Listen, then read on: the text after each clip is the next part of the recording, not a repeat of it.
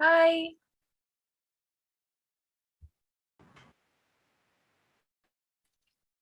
Hey, Camila. So you're the first one. We're gonna Okay, wait. I'm punctual. Okay.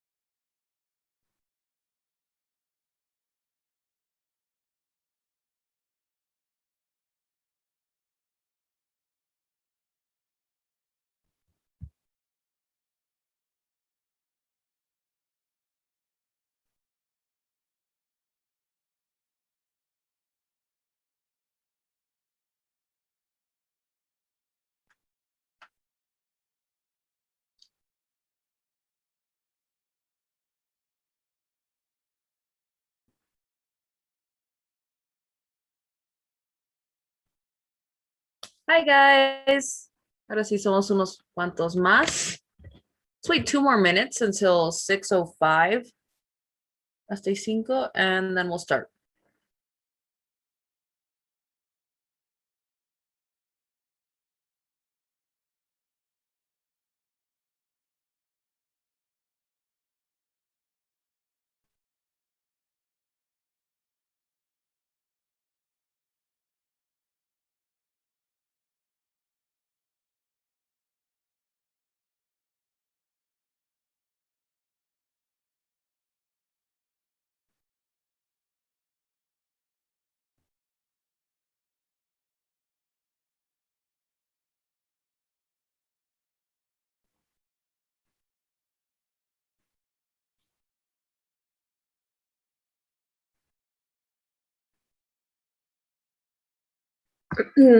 Hello, everyone. Catherine is having some problems connecting joining the meeting. Maybe she got mixed up with the links Paola already sent to the group. I'm getting her updated. Okay, thank you. Yeah, because well, let me see.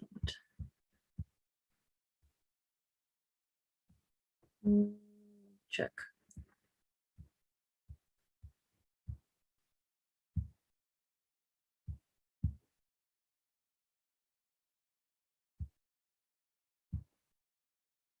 Mm,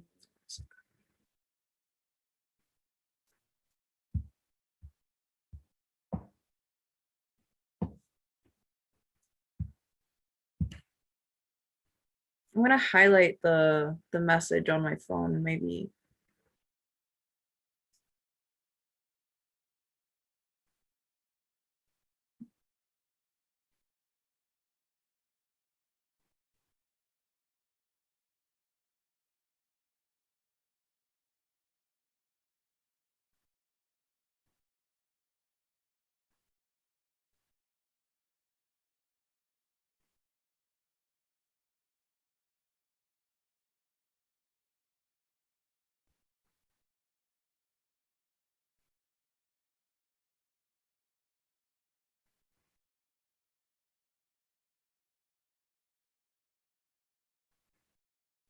There she is. Okay. So I think with those of us that are here now, we can get started. So we're gonna go ahead and there. Okay, give me 2 seconds. Okay, today we're gonna see only conversations. Okay, so just casual conversations and in different contexts. So they're gonna be shorter clips, maximum 5 minutes long. They're not gonna be longer than 5 minutes, and they're also gonna have less questions. So we're gonna try to do more of them today, at least like 3 or 4 of these exercises. Again, as always, I recommend you have your piece of paper to take notes. And in this case, for casual conversations, it's important to take note of first what's the context. Where are these people? Are they at the hospital? Are they two friends? Con que quedando para salir? Are they a student and a teacher? So what's going on? Then we want to know who's talking. Is it lo mismo, ¿no? Es amigos, un amigo y una amiga, un doctor y su paciente. And then we want to know the problem. What are they discussing? What's going down in the conversation? The main topic of the conversation is usually going to be a problem que están buscando solucionar o ponerse de acuerdo o buscar información, dos personas. So with that in mind, we're going to go ahead and listen to this for almost 5-minute conversation between a student and his advisor at the Career Development Office. So we already know it's probably going to be something like looking for a job or something like that. So let's go ahead and listen. Listen to a conversation between a student and his advisor at the Career Development Office. Hi, I'm here to discuss my summer plans. Well, you've come to the right place. What's on your mind, Evan? I've decided I want to apply for an internship this summer.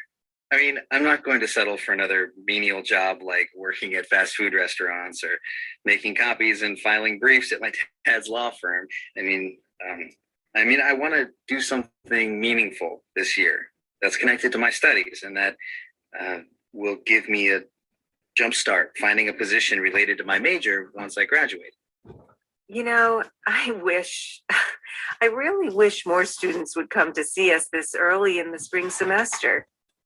Now, let's see here. Your file indicates you're working on a dual major in environmental economics and Arabic. So are you looking for something in the environmental field or something to improve your fluency in Arabic? Both, actually. And I think I found the perfect place for me, an environmental advocacy group that does a lot of work overseas, including the Middle East. Wow, that's great. Oh, I can see why this organization would appeal to you. But are you certain it offers summer internships? Absolutely. I checked their website. They're looking for students to do research for scientists working on position papers for United Nations Summit on climate change next fall. Okay. So it sounds like this internship would provide an appropriate and valuable experience. Well, you should go for it. But can I earn college credit for it? That's the big issue I wanted to go over with you. It's possible, yes. You should consider enrolling in the university's experiential internship class. You could do the internship and the class at the same time this summer. I'm not familiar with that class. Will it help me with this particular internship in any way? No, not really. The class has nothing to do with specific internships. Instead, it helps students participating in all types of internships learn how to do useful things, like how to succeed in a workplace environment and like how to make plans for future career development. And it lets students earn that academic credit. That sounds interesting, I guess. I'd love that academic credit for my work, that's for sure. And I will need help figuring out how to get the most out of the internship. But, I sense some hesitation. Are you concerned about the class for some reason? Well, the advocacy group's headquarters are located in my hometown, not near the university, and I live in another state. Its location was one of the reasons I was attracted to the opportunity, since it means I can live at home. But can I enroll in the class if my internship is based so far away from campus? I see. Okay, at last we come to the crux of the matter. No, you really can't. You could watch the class lectures online, but you couldn't enroll as a student, I'm afraid. So, do I have to pick an internship closer to the state university campus? If I want to enroll in that class and get college credit, that is.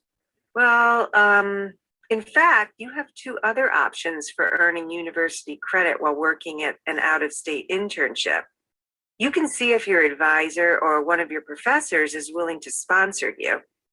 And the two of you would work out a contract in which you commit to certain goals for the summer, and then your internship sponsor at the company would sign the agreement. Well, that doesn't sound too onerous. I'm sure Dr. Sullivan or Dr. Aboud would be willing to sponsor me, but you said there's another option? Oh, right. Well, you could also check out universities or community colleges in your hometown. You know, perhaps one of them offers a comparable program. You would just then have to transfer the credits from that course, you know, so they apply toward your graduation credits here at State University. Thanks, Mrs. Foster. I guess I should look into both opportunities to figure out which one will work best for me. Okay, that's the end of the first conversation. Any questions? Anything that wasn't clear? ¿Todo en orden? ¿Todo claro? So let's move on with the questions. Okay, first we have the general main idea. Ramses, could you read the question and the options, and you tell us which one you think it is, please? Okay. What are the speakers mainly discussing? First, requirements for applying for off-campus summer internships. Second, benefits of participating in local versus overseas internships. Third, the students' ambivalence about the value of summer internships. And the last, how to earn academic credit for a specific type of internship. Okay, I think, okay, let me see.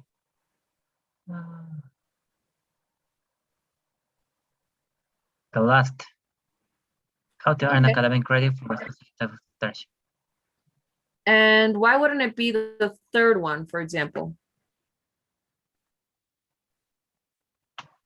Que lo cancela. It can be the first two. Entonces, But if he you're was- between those two, entre his ambivalence about the internship and how to earn academic credit, ¿cuál es más cancelable? ¿Cuál es no cierta? The first, no, más cancelable, la última, the last. Yeah, I would also go with this one because the main first. the topic that goes throughout is he's not really sure. He has all these questions about different things, the college credits, and can I do this in my home state, and all these things. He has a lot of questions and he doesn't really sound sure. So I would also go with this one because all of these have parts that aren't really true. Benefits of participating in local versus overseas, en ningún momento hablo de internacional. Requirements, yeah, he does ask, but then es más como que ver opciones. So yeah, I would go for that.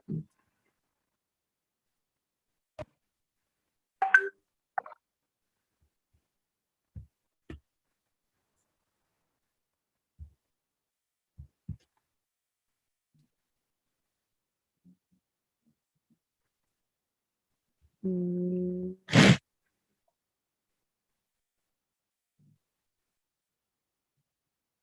Oh, But you the were last- right.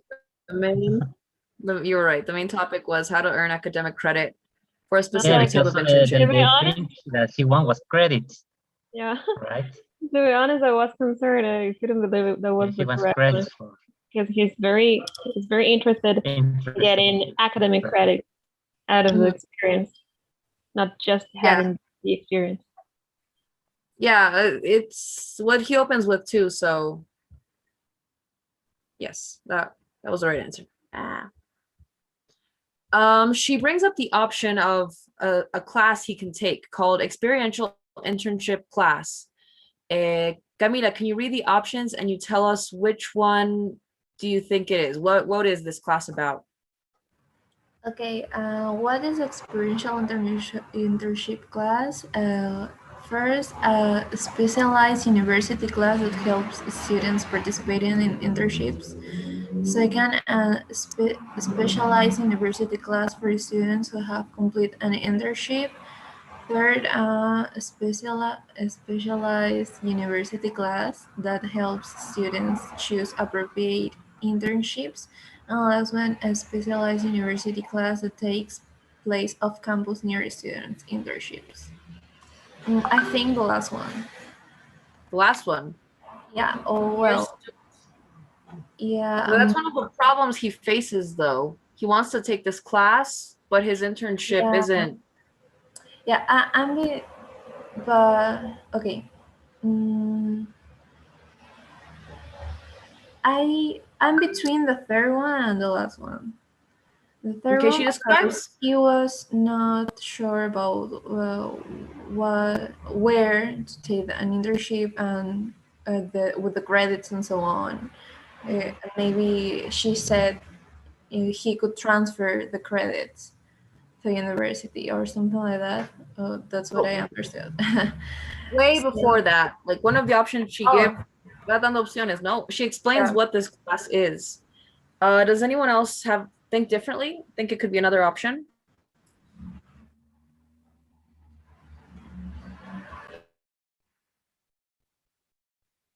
I think it's the third one. The third one, No. choose appropriate internships. Okay, so but for students who haven't started one yet, but are looking to pick one, right? I remember she said something like how to perform better in an internship was how she described it. Well, let's go with option 3.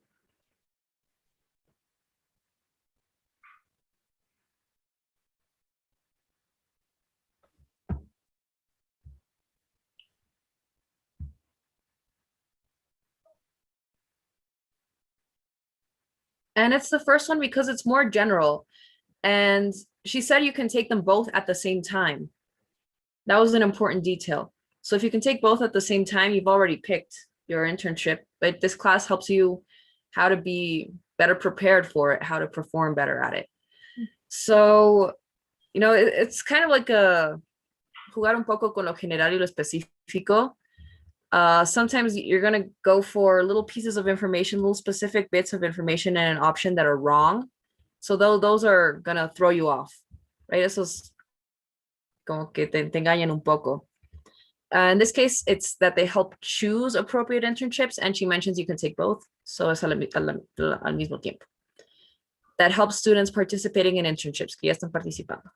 It's a little bit more general of all of these things. Okay, the next one. Catherine, can you read the question and options, please? According to the student, why has he chosen the particular internship he describes to the counselor? Choose two answers. The internship is located in his hometown. The internship involves challenging work. The internship is pertinent to his dual major. Yes, the internship involves a trip to the Middle East. Well, the first one is located in his hometown. And maybe the third one is pertinent to his dual major.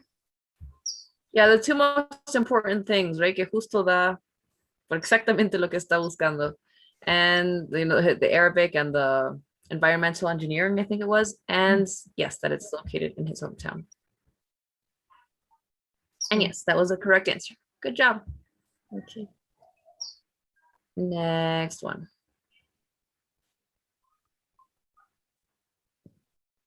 Now we're going to listen to this part of the conversation.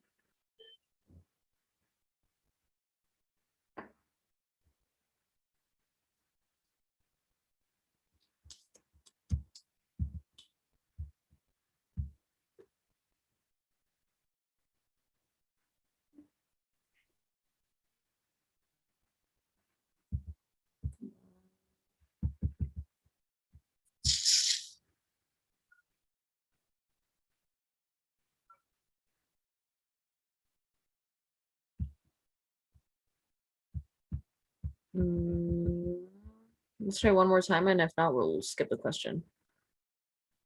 Ahí está, más bien. Okay, so let's listen to this part of the conversation. Listen again to part of the conversation, then answer the question. But can I enroll in the class if my internship is based so far away from campus? I see. Okay, at last we come to the crux of the matter. No, you really can't. What does the counselor imply when she says this? Okay, at last we come to the crux of the matter. Okay, Rosa, can you read the options, please? And you tell us which one you think it is. Okay, what does the counselor imply when she says this? The counselor is impatient with the student. The student's choice of internship is inappropriate. The counselor is impressed with the student, or the student reasons for concern have been unclear. I think the second one. Okay, what makes you think that? Because she says that he can. What she says this phrase, oh, now we've reached the crux of the matter. What does that phrase mean? I think is that she knows that was a problem or something like that. Yeah, como que the crux of the matter is la cruz o el punto entre dos caminos, ¿no? Donde se hace claro el problema. So she's kind of like, oh, okay, now I see the problem, more or less. Yeah. What about her tone? What does she, siempre cuando hay conversaciones ayuda mucho a escuchar el tono de la persona. What does she say with her tone? Does she sound kind of mad at him, or maybe relieved, or maybe?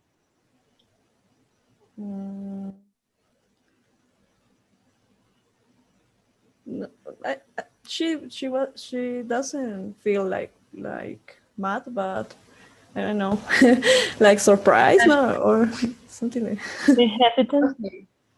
Hesitant. Yeah, I think hesitant is a little more precise. So she thinks it's inappropriate. Anyone think differently? It could be something else. I agree with Rosa's response. Okay, so we'll see if it's option 2. I think a little differently. We're gonna see.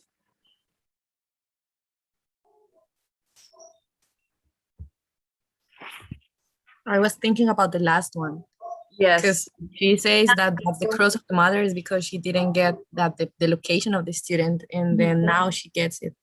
Yes, and that's exactly why when she's like, oh, she's kind of like, I wouldn't say relieved, but understanding. No, now she finally sees, oh, so that's the problem. So now everything makes sense. So in her tone a little bit and the phrase, you can hear, her understanding. And that's, yes, that one, que finalmente todo tiene sentido. ¿Por qué quiere hacer esa pasantía? ¿Por qué quiere? Okay, so let's listen to another bit of the conversation. Again, also listen to tone. Listen again to part of the conversation, then answer the question. Well, that doesn't sound too onerous. I'm sure Dr. Sullivan or Dr. Aboud would be willing to sponsor me, but you said there's another option? What can be inferred about the student when he says this? Well, that doesn't sound too onerous. Okay. Camila, can you read the options and tell us which one you think it is? Okay. What can be inferred about the student when he says this? He's relieved that the process is easier than the one first described. He thinks that he will not have trouble finding teachers to work with him. He's defensive about the idea of working at out-of-state internship. And the last one, he will probably not choose that option over any of the others, which may be simpler. I think it's that one. Which one? The last one, yes. Last one. Again, what phrase does he says? He says, well, that doesn't sound too onerous. What does onerous mean? Do you guys know that word?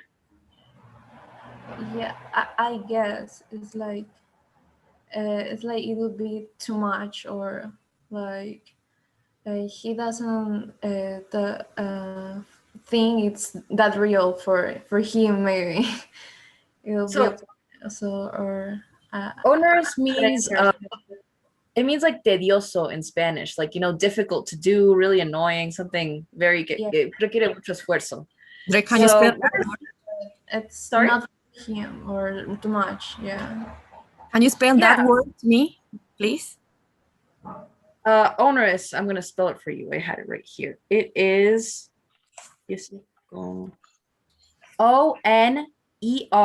Onerous. Onerous. And it means very difficult. Oneroso, right. I didn't get it at the beginning. Yeah. Yeah, it's a little different. But yeah, he will probably not choose that option over any others, which may be simpler. So yeah, maybe he's looking for more options porque eso suena difícil. Pero ¿qué les dice su tono?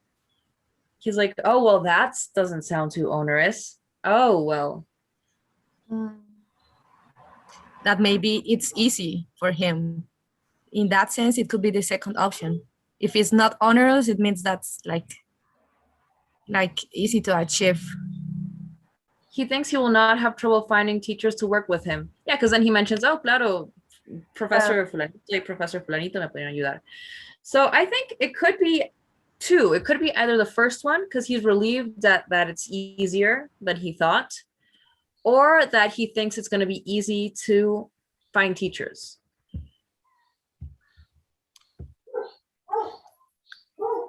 But based on his tone and the first one, maybe. Phrase, no había sido difícil, pretty much. Mm-hmm.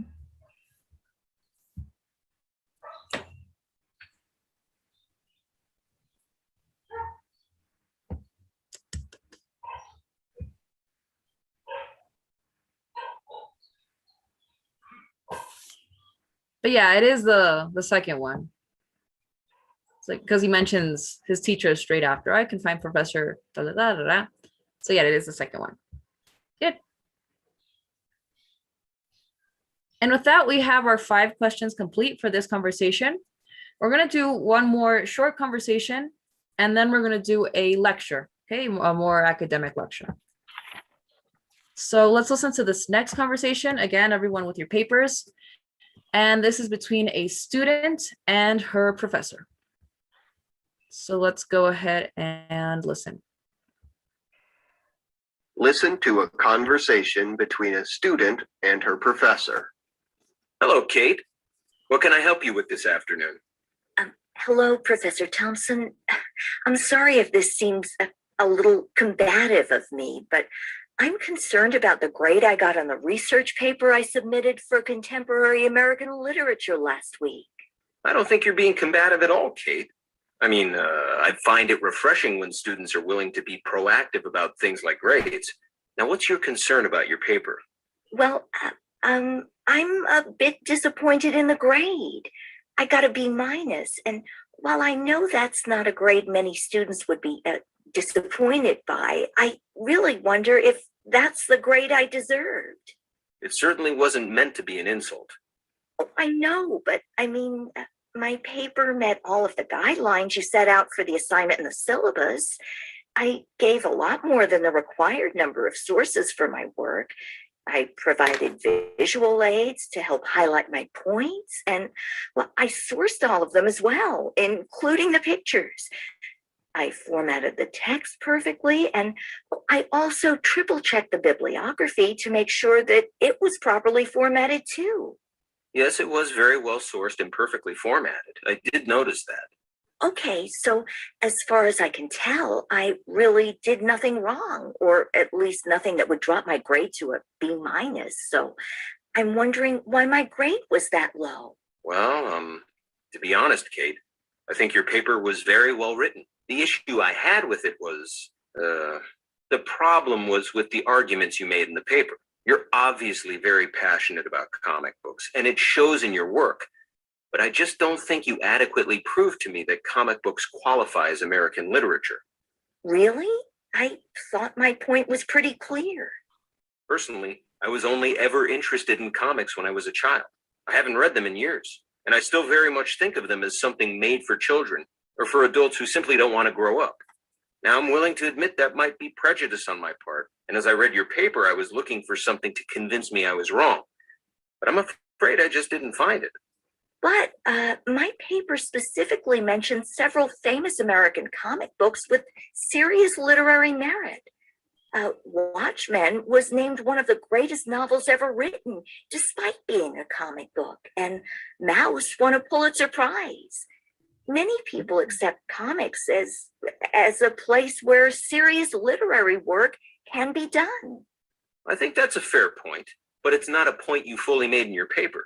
If that's the argument you'd like to make now, I have to call attention to the fact that you chose to focus your study on the superhero comics of the 1960s, which are far less literary in nature than the examples you just mentioned. Well, I did focus on those, but the point was to lay a foundation for the literary study of comic books by focusing on early classics from the field. I argued that those comics of the 1960s are precursors to the more serious work that followed in later decades. That's a fair point, but again, I don't believe you made it well in the paper. You seem very passionate about this, though, so I will allow you to revise the paper to better reflect the arguments you're making now. If you manage to convince me this time, I'll up your grade. Does that seem fair? Yes, Professor. Thank you.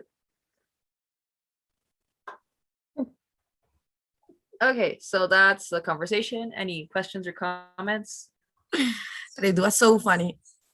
Yeah, she loves. Yeah. You guys love comic books too. Son fans de comics. Yeah, there were some cool references. Si no han conocido a alguien así en sus clases, que es muy insistente con su nota.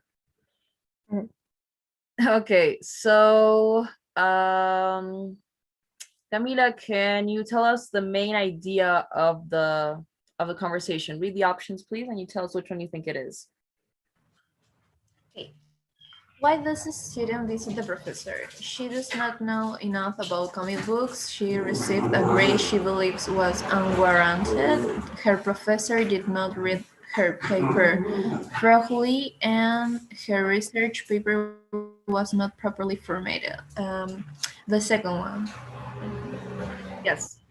So she wants a better grade, right? Do you remember her grade? What did she say her grade was? B minus. Yes, it was B minus. Which is okay, I guess. But she wanted a higher grade. So yes. Okay, next one. Natalie, can you read the question and options, please? According to the student, what did she do to her original paper? Perfected the formatting, replaced the bibliography, revised the original thesis, used visual aids. Choose the answers. Good too. So which one do you think it is? Used the visual aids and perfected the formatting. Yeah, she's very insistent on the formatting. So yeah, those are two clearly like straight up mentions in the conversation. So yeah. Good. Ramses, can you read the question and options, please? Okay. What is the professor's attitude toward comic books? He thinks they do not usually qualify as literature. He thinks they were only popular when he was a child. He thinks they are not widely read by adults. And he thinks they belong in a different class. And which one is it?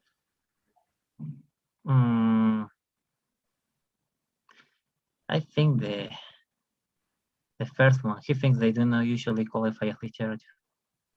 Yeah, in general, he does give several other arguments, but again, little pieces of these statements can be wrong. So he does say he only read them when he was a kid, but not that they were only popular in general, all comic books when he was a kid. So no, he thinks they're not widely read by adults.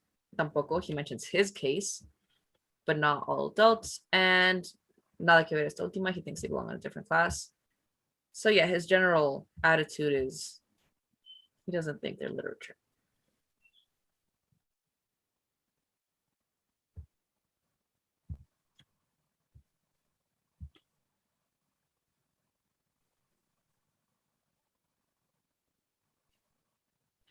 So yeah, good.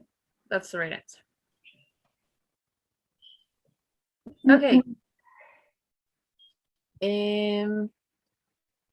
Catherine, can you read the question and options, please? Why does the student mention Watchmen and Mouse? To suggest that their comparison between them in her paper was effective. To highlight the importance of comic books to 21st century art. To highlight some comic books with highly regarded literary qualities. To suggest that even stylistically simple work might be very complex. No, I don't really remember. She does, because he answers back too. There's a whole back and forth between The third one. to suggest that her comparison between them in her paper was effective. But he says something though, that later he mentions that she based her paper on a certain type of comics, not these. Porque le dice, si defiendes esto, ¿por qué no los has mencionado en tu trabajo? So she doesn't mention them in her paper. He says that she doesn't mention these two. She doesn't? She doesn't, porque luego le dice a Aira que menciones, si ahora me estás defendiendo. So she doesn't mention them. In the paper, she takes that as a reference to like the ancient comics or the origins of comics. Yeah, That's like what I understood. 60 comments. To highlight the importance of comic books. So maybe third one? The second one.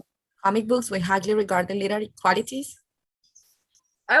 First, we're gonna eliminate this one because he says that the professor que no lo menciona. We're gonna eliminate the last one because en ningún momento hablan del estilo visual del cómic, no? To say if it's simple or not.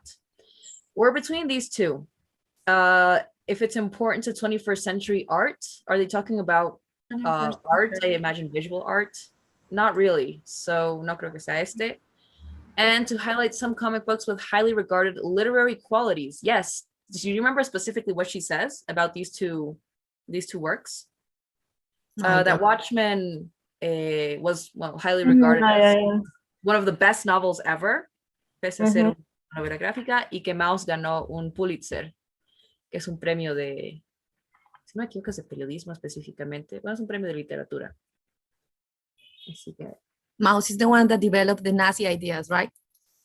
I'm not sure. I've only heard of Watchmen. I'm not like that much of a comic book geek, pero sí. I used Mouse once in a class, and it's like mice about Nazi ideas and fascism. It's so cool. They're really cool. They're very complex works. Son muy cool los cómics. Igual Watchmen es mucha cosa. The professor doesn't think that. Yeah, qué cerrado de mente, qué mala onda. But yes, moving on. Camila, can you read the question and options, please? According to the professor, what should the student do to get a better grade?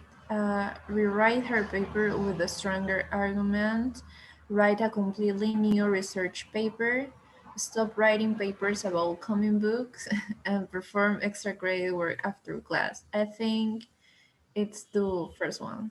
Yes, because at the end, he does give her the option, right? You can do it again, include these arguments, and we'll give you a better grade. So, sí le dice eso al final. And yes, it's the right answer. And okay, that was the last one for the conversation, the last question. Do you guys want to continue doing just conversations, or do you want to check a lecture? One of the long ones. I've noticed this conversation is a level of the difficulty. I would like to explore the difficult one, the hard one. Let's go for the lectures then. Give me 2 seconds. Oh yeah. Mm,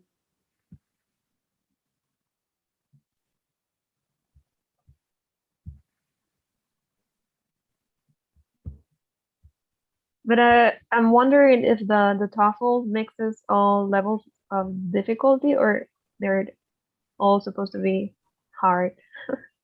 It has like a standard level, where they don't go below a certain level. But based on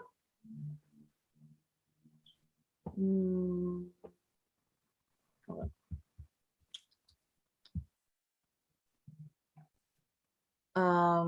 Yeah, based on that standard level, es que no juegan realmente con niveles, sino que hay un punto en el que, en base a cómo respondas, te dicen, pues, ¿tienes este nivel o no tienes este nivel?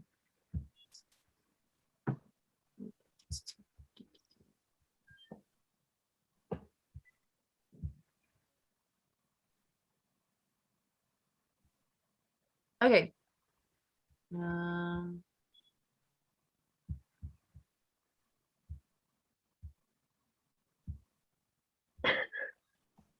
Okay, last class, what lectures did we see?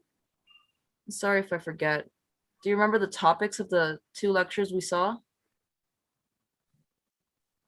It was pointillism and like impersonance and And endangered birds, yeah. birds. Okay. Okay, so now we're gonna see some psychology. And we're gonna listen to a psychology lecture. Listen to part of a lecture in a psychology class. We all know that the field of abnormal psychology studies behavior, well, types of behavior that are considered to be abnormal. I mean, it's exactly what the name of the field suggests. But how exactly do we define what constitutes abnormal behavior? While extreme cases of abnormal psychology are, well, relatively easy to discern, sometimes the line between normal and abnormal behavior can be hard to draw. I can understand why it's not so clear cut. There's a big danger of bias entering into the definition, right? I mean, there's a lot of subjectivity involved in coming up with definitions like this. Like, if I consider myself to be a normal person, it seems natural for me to measure everyone else according to my own standards of what's normal. That's a great example, Tricia. It really is a tricky process. The first thing to understand is that certain behaviors can be interpreted as normal or abnormal depending on the context in which they're carried out. And cultural or historical factors can also play an important role in shaping our views of normal and abnormal behavior too. In some societies, for example, it was common for people to mutilate themselves in grief, but now that would be considered self-destructive behavior and grounds for a visit to the psychologist. So how do doctors overcome all of this subjectivity and cultural relativism when they make a diagnosis? I was just getting to that. In psychology, abnormal behavior is often defined through a study of how useful that behavior is to the individual. That is, if the behavior distresses the individual, and if he or she has trouble reaching his personal goals, or if he can't maintain meaningful relationships, well, in those situations, then there's very good reason for the individual to seek professional help. But all of this isn't very helpful to people who have trouble seeing their own struggles. People who have depression, for example, have trouble seeing their circumstances from different perspectives. And people who suffer from schizophrenia can truly believe in their auditory hallucinations. So abnormal behavior can basically be defined as the symptom of a mental illness? Well, abnormal behavior can sometimes be medically diagnosed as the symptom of a mental illness, but not in all cases. Can abnormality possibly be defined through, well, we read about the statistical approach in the textbook. It compares behavior across groups in terms of how common and uncommon the behavior is. Again, you bring up a very good point, Tricia. The statistical method of separating normal from abnormal behavior is most commonly applied to people who have learning disabilities, otherwise known as mental handicaps. If an individual's IQ is in the lowest 2.5% of the population, he or she is viewed as learning disabled. But can anyone think of why this statistical approach might face difficulties? Well, what about people with an IQ in the top 2.5%? they're also statistically uncommon, but their behaviors or qualities aren't looked upon as abnormal in the same sense that the lower IQ scores are viewed. Also, couldn't you say that the distressing behavior seen in people with depression or anxiety, that it's so statistically common that depression and anxiety could also be defined as normal? I think that the statistical view runs into a lot of problems. Instead, we should define abnormality by what the majority of people think is abnormal. I mean, we should go by social norms. But defining abnormal behavior in regards to social norms also poses several problems. If we define abnormal behavior as anything that doesn't conform to the majority, acts of deviation can be looked upon as abnormal. The dominant social and moral attitudes of the individual's society would play a major role in deciding whether they were mentally ill or well. But is it possible to specify what counts as abnormal behavior just by comparing it to studies made on normal behavior? It is. In fact, good mental health is defined by specific characteristics that abnormality is compared to for diagnosis. Normal behavior is said to stem from several characteristics, including an accurate perception of reality, self-awareness, and knowledge of one's emotions and motives, and the confidence to exert self-control. But isn't it possible for this approach to run into problems too? Yes, in some ways. That's why it's so hard to find a completely satisfactory definition of abnormality. But it is possible to combine the different elements of the approaches we just talked about in order to reach more accurate definitions. Okay, any questions, comments about the listening?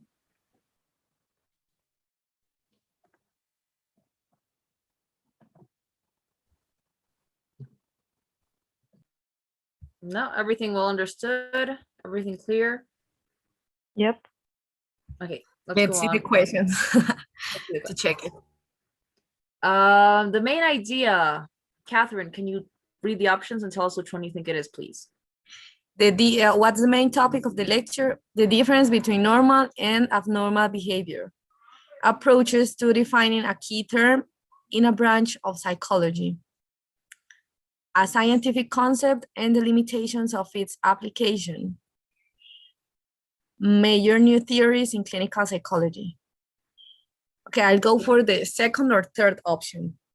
Okay, let's see these two. Approaches to a key term in a branch of psychology, to defining a key term, or a scientific concept and the limitations of its application. No, then I would go for the second one because they mentioned some definitions, not just one scientific concept and its limitations. But many, Keyword many here of is them. defining. They're going around different ways to what is exactly abnormal. So we're gonna go with this one, but I'm also kind of, yeah, you're right. It is the second one. So keyword there was defining. And approaches too, because todas las veces que mencionaban A different definition. it was approach, this approach, or this approach, or this approach. So approach was a keyword. Next, Camila, can you read the question and options, please?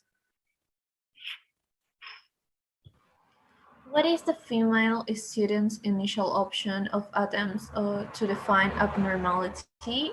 She thinks there is a danger the definition will be founded on potentially prejudiced views. Prejudiced. Okay, prejudiced view. She thinks it is not possible to explain the concept of normality using a single definition. She thinks abnormality is a fixed concept rather than being open to interpretation, and she thinks attempts to define normality are outdated and potentially misleading. I'll check. The first girl that talks, right? The third one, I think. Okay, it's a fixed concept rather than being open to interpretation. Well, what I remember is she said there are a lot of options, or it's like it depends on your own standard or society standards. But Look in at the That's difference what she in the said, question. In the question itself, it says student's initial opinion. Maybe she Yes, adds second one. different things at the end, but the very first opinion she's got is the I'm danger. between, yeah, I'm between the second one and the third one. Which one did you think was her initial opinion? The first one. The I danger go of the for the definition first one was too. founded on potential prejudice views. She mentions the problem of bias and subjectivity in the definition, and that's Yes. the initial, the first opinion. Yeah, key word there was bias. You know, she talks about biases, and that's a very important. This one, I don't think it would be because she says the opposite actually, that it's not a fixed concept, that it's very subjective. So I don't think it's this one. It could be this one if we kind of interpret what she says differently. But yeah, because of her tone, because of her attitude, she's a little, you know, worried about this. She doesn't really like it. She's like, pero será que la gente ahora. So she thinks it could create prejudiced views. And yes, that's the right answer. Good.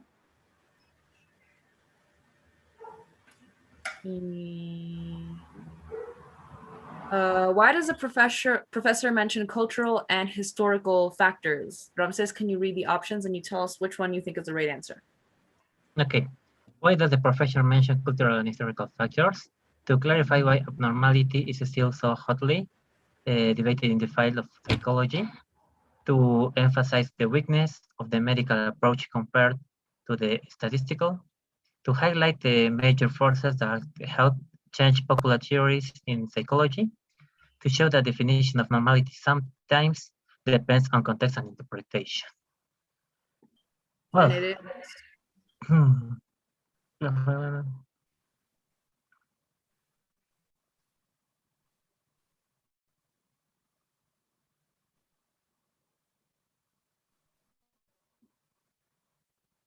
Okay. I am with the second one. Second one. Okay, he says this at the beginning though. The very beginning, he says, a veces normality is sometimes defined by what society thinks is normal, what culturally is normal. And later he says that, bueno, entonces este approach y los compara un poco, but not yet though. When he mentions that at the beginning, when he introduces the idea, he doesn't discuss that yet. Anyone think differently?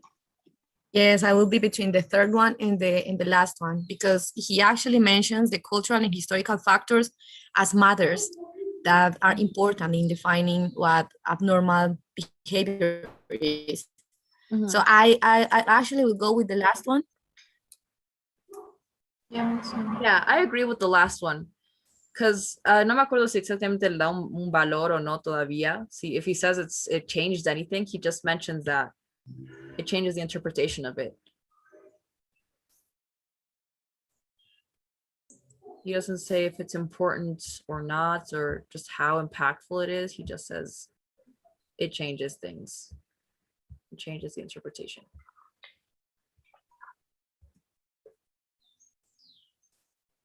And yes, that is the correct answer. And next, Natalie, can you read the question and the options, please? According to the professor, what's the problem with defining abnormality in terms of social norms? The prevailing social and moral views of society will define culturally and desired activities as psychological abnormal. The statistically common mental disorder and illness may be regarded as inevitably according to Inevitable. His approach. It will cause a lot of confusion and distress as people will not possess enough symptoms to qualify an abnormality. It will neglect important cultural or historical factors that shape views of normality and abnormality. Statistically common mental disorders and illnesses may be regarded as inevitable according to this approach. You're going with that one? key word here, I would say, is inevitable. And no point do they really talk about things being inevitable or not. The student mentions how, oh, if most people commonly experience depression and anxiety, so that's normal, right? But it doesn't say that it's inevitable or not inevitable. No da causa for depression and anxiety.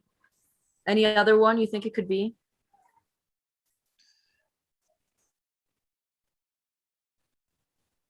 Culturally undesired activity is psychological normal. I don't know. I think that the last one, because he mentions that certain rules, defining abnormal behaviors through certain rules is problematic because there are too many things to consider. Exactly. So you say it's the last one? Yes, but Will cause a lot of confusion and distress as people will not possess again, I it. think la trampa está un poco acá. It will neglect important cultural or historical factors that shape views of normality or abnormality. They're not sure of, so this implies que es muy importante esto, los factores culturales históricos, y que cuestionarlos así tal vez lo niega. But he doesn't really talk about them being important, good or bad or anything, just that they're there. So in any case, que más bien es malo que puedan ayudar o tomar ese enfoque un poco. They're a little like, they're not too sure about the social approach. So I would go for this one. The moral views of society will define culturally undesired activity as psychologically abnormal. So they do mention that, you know, things that are not socially okay will be seen as degenerate or wrong or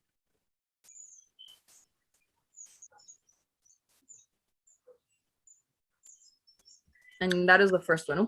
The attitude throughout the conversation was that this isn't really the preferred, you know, approach to defining what's abnormal. So es un poco también en el tono. And it's almost time. We're gonna do one more. Son dos más, pero vamos a hacer unita y termina. So Rosa, can you read the question and the options, please? What can be inferred about the definition of abnormality in psychology? It is constantly changing to the study of major social, cultural, and historical movements. It's no longer a point of contention among mental health professionals and psychologists.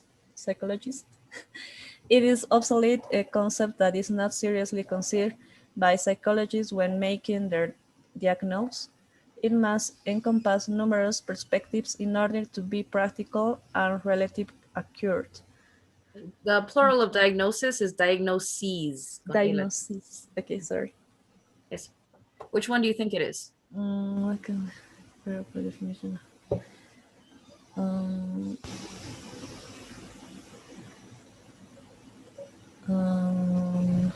Longer point. I think the last one. Yeah, I'm also let's eliminate this one because it is no longer they're still discussing it. It is an obsolete concept. Igual no lo eliminamos because they're still discussing it. It must encompass numerous perspectives. Yes, I think, or it could be that it's constantly changing. We're gonna go with Last one. Yeah, the last one.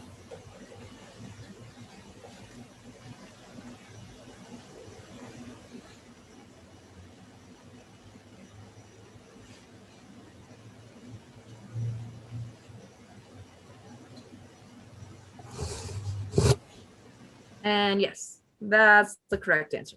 So we're gonna leave it there for today.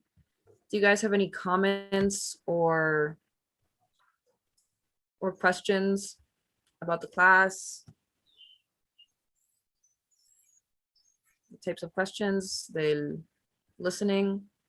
Yeah, I'm having like problems taking notes because I don't know in which information focus in a lecture listening, because there's like too many information and I take notes of some of it, but then when the questions arrive, they are not related to my notes actually. So they are useless. A little bit. Sometimes these audios are like designed to sound very natural, the way a natural conversation would flow, but you can kind of hear in the intonation when they introduce key points. So it's kind of like the title of, porque casi si estuvieran leyendo, ¿no? Y tienen la introducción de cada capítulo.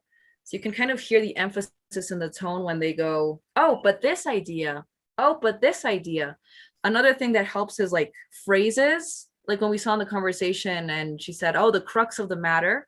When those like phrases also show up in a lecture, like they could like help interpret what the professor is saying about tal tópico.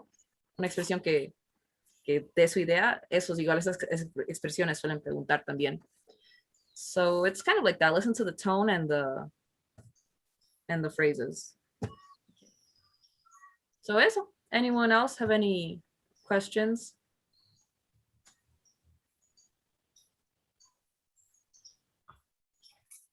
No? Okay, so I'm going to send a poll for the class. I'm gonna take a picture. And okay, les lanzo el poll. Espero que lance esta vez. Ay, darn. I don't know why it's not sending.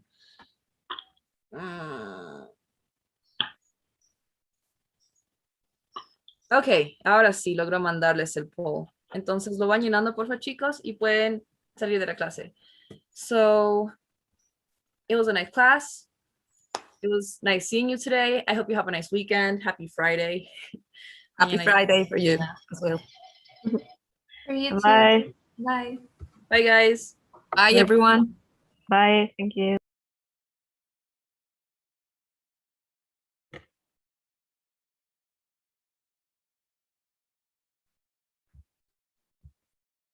Ah, la puta tu madre.